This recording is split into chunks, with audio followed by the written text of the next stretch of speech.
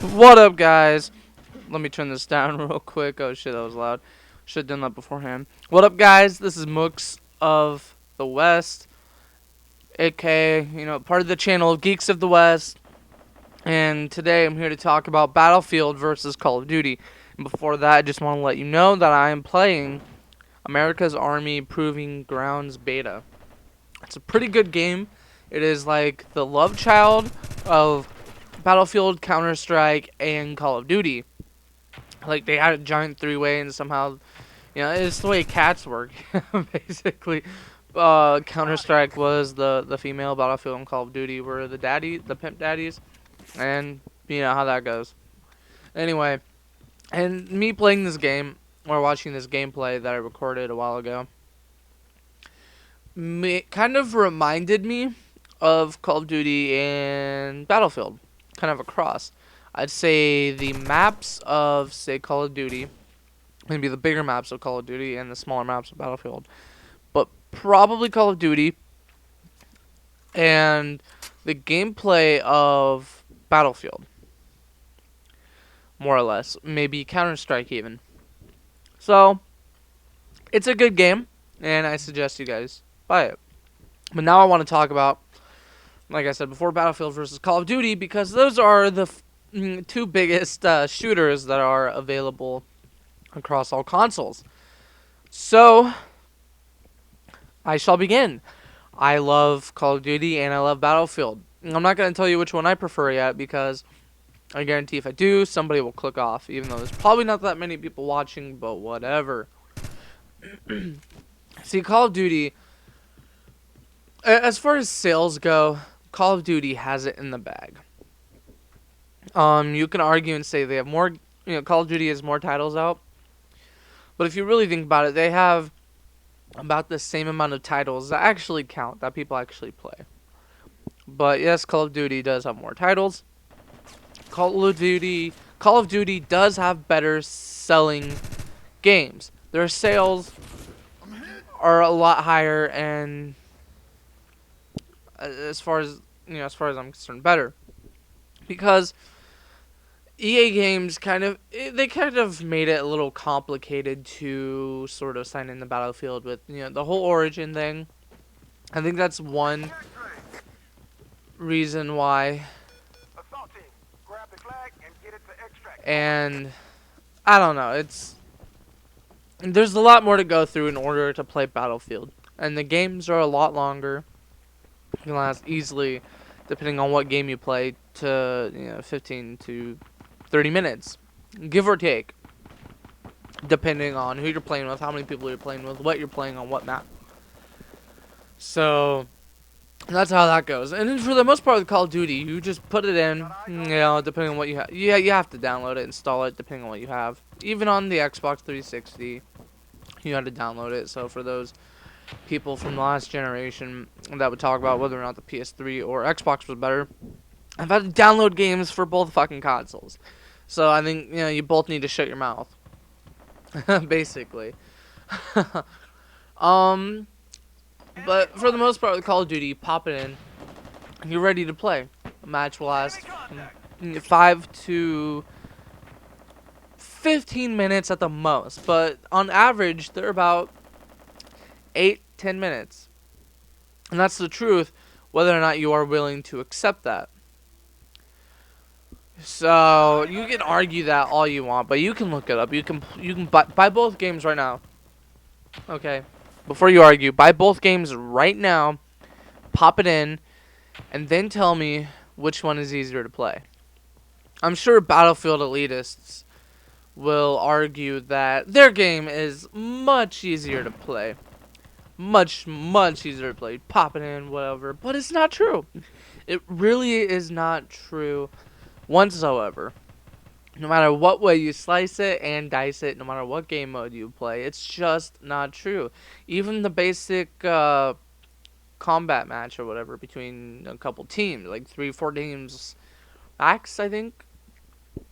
I forgot what it's called, but it's like team deathmatch, team combat or something like. I think it's team combat. It has to be team combat or something along those lines. Even that takes an extreme amount of time, 20 minutes.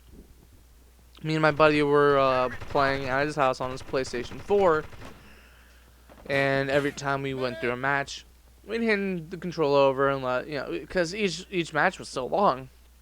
He'd be like, all right, I'm done with this match. Here, you play. Hand me the controller.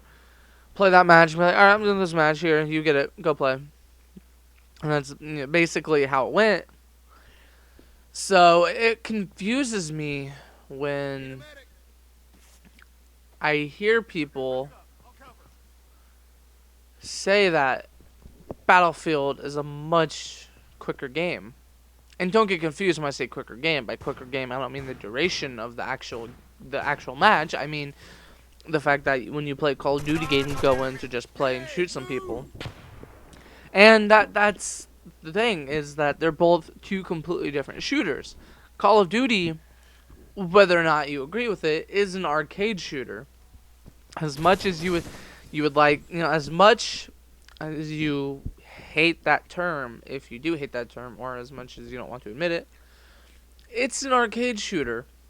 Regardless, you go in, it's quick, it's action-packed, you have perks that you use to give you an advantage in whatever strategic or strategy you are choosing to implement on the game. So yes, it's an arcade shooter.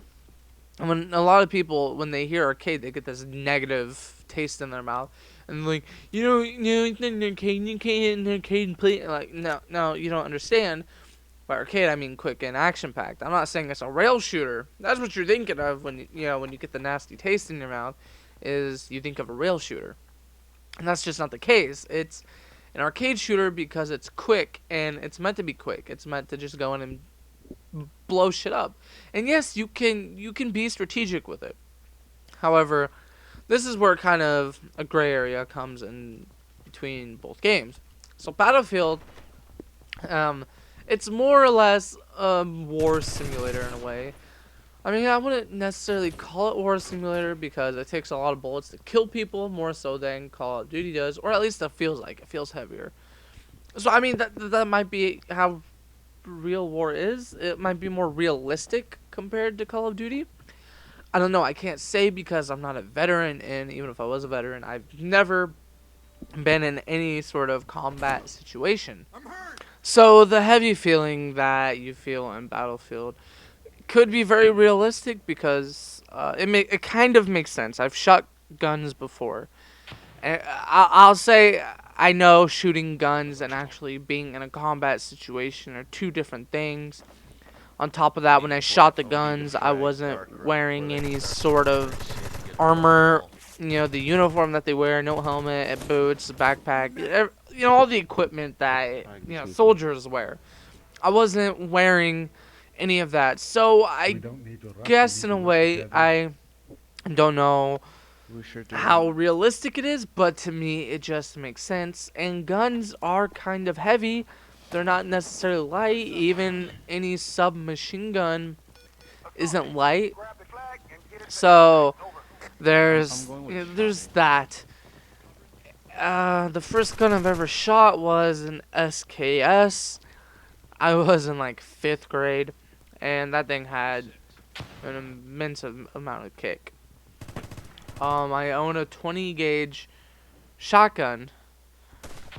I shot that, and that's probably the 4th gun I've shot, probably the last one. It was my grandpa's, passed it down to me, so there's that. Also, I shot my brother's pistol. I don't remember what it was. I'm sorry, guys. I wish I could tell you. That was the 2nd gun I shot. No, it was the 3rd gun I shot. The 2nd gun I shot was my brother's friend's 22. I called it the pea shooter. It was fun to shoot. I really enjoy shooting it. I enjoy shooting all guns, whether or not they're pea shooters or they could fuck you up. Well, any gun will fuck you up, basically. No matter what, guns are gonna stop you, dead in your tracks. But I've shot in guns, and even the 22, even though it was small, and same with the pistol, even though it was small, I understand how it would slow you down and, kind of prohibit a lot of movement that you have, a lot of natural movement that you would have. Not to mention, you don't want to break your gun. Sorry, you don't want to break your gun. You don't want to have it misfire, shoot you or somebody else. So, I guess it makes sense. And on top of all the equipment. That's Battlefield. That's how Battlefield feels. Anyway, the gray area between the two is that you can, or Battlefield's about strategy, a lot of strategy and teamwork. And when I said gray area, I mean you can use strategy in Call of Duty. I know when I play with my friends on Call of Duty, like I have a party or something, I actually prefer using teamwork. A lot of times I only play 2v2 or 3v3 on Modern Warfare 3. And, you know, whenever I get the chance now, because to me that just, I can actually use teamwork in between my friends, which makes it, I don't know, I really like the teamwork part of video games, online video games, and shooters. Check your blanks. So that's just my take on it, pretty much. You can use strategy in Call of Duty. You can use strategy in Battlefield. There's no reason why you can't. So, if I had to decide a winner, it would be none of them. And you're probably wondering what, why? And there's some of you who will agree with me. You can't choose a winner. And the reason why I'm not choosing winner is because the games are completely different. Clear right now, as far as I can tell. Like I said, Call of Duty is an arcade shooter with the option of strategic elements implemented in it. On the other hand, Battlefield is strategic, and it's more of a war simulator. Make a break for it, dude. At least compared to Call of Duty, it's more of a war simulator. So, that's why they're completely different. In Call of Duty, you have perks. In Battlefield, you have more customization options with your weapons, at least, to kind of make up for the fact that you don't have perks. I mean, that is just my ultimate take on it, and of course, I could be way off, which I probably am, except I'm not. But for any of you Call of Duty elitists, Battlefield elitists, it's the truth. The games are completely different. You can't, you can compare them, but it's like, alright, here's the way I look at it.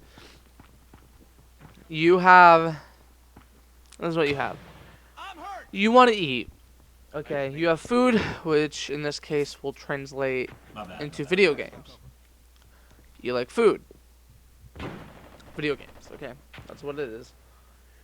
You like greasy food, so that's what we're going to call first-person shooters. Greasy food. First-person shooters, greasy food. You like Burger King, and you like Taco Bell. Okay, you like fast food, which will be, no, you like greasy food, which will be shooters. You like fast food, which will be first-person shooters. Now, you have Taco Bell, which is Battlefield, and you like Burger King, Carl's Jr., McDonald's, Jack in the Box, In-N-Out Burger, whatever it may be, homemade burger, no fast food, we're going fast food, screw homemade burgers, whatever it may be that you like, which will be Call of Duty. They're both extremely good, and I guess you'll have a favorite, of course. You will have a favorite. Okay, that's just how it is, but you're not gonna sit there and you're not gonna say that, oh, you know, tacos from Taco Bell, and the 5-layer burrito is much better than the double quarter pounder from McDonald's, or the Whopper with bacon, the cheese and bacon Whopper from Burger King, or yeah, some shit like that. You're not gonna say that. And you might say, I like Taco Bell's tacos and burritos better than Burger King's burgers, blah blah blah, but you can't say they're better because you cannot compare the two. I mean, sure, both of them might have beef and cheese depending on what you get. Both might have a little bit of lettuce and tomato and onion depending on what you get. And the bread might be made of flour, or, you know, depending on what you get. So it really depends. Both might have chicken, Excited? depending on what you get. You know what I mean? Can't compare the two. both Essentially, they're the same. They're first-person shooters. They're shooters. They're video games, but Good try. they're of a different recipe, of a different style, completely different. So, like I said, you wouldn't compare a taco with a hamburger. You might have a favorite, but you're just not gonna compare the two. Anyway, this is Geeks of the West from Mooks of the West signing out. Please rate, comment, subscribe, and have a good one. Good games, guys. Ciao. Good game.